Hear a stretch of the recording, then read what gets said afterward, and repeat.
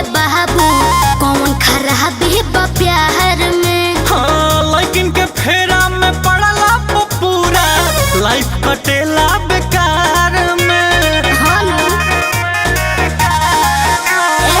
ओसन तू काहे कहेलो ये बाबू कौन खराबी बा प्यार में। हाँ, लेकिन के फेरा में पड़ला पूरा लाइफ कटेला बेकार में। ढेर लइका दोस लाइन बाकी लागेला तू फाइन कम जोड़ी तोहर काहे पकड़ना है। पापा माना कि यह बेटा पढ़ना है लेकिन से दूर ही रहना है। अगर जिंदगी में कुछ भी करना है तो लेकिन से दूरे दूरे रहना है। जाए बुढ़वा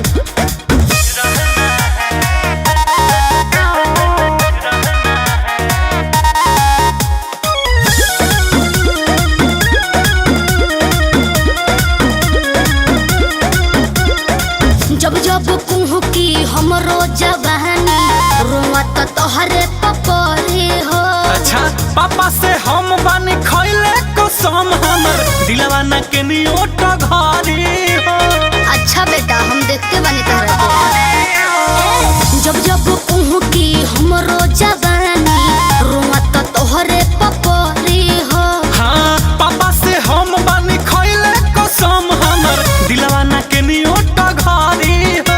धीरू धर के ला दिल दीपक बुझा तनी फिल रंजित तोहरो ध्यान भंग करना है बुझला। पापा माना कि यह बेटा पढ़ना है तो लेकिन से दूरे ही रहना है। पापा माना कि यह सेरा पढ़ना है तो लेकिन से दूरे ही रहना है। अच्छा सेरा फेरा में तो कब पड़ब।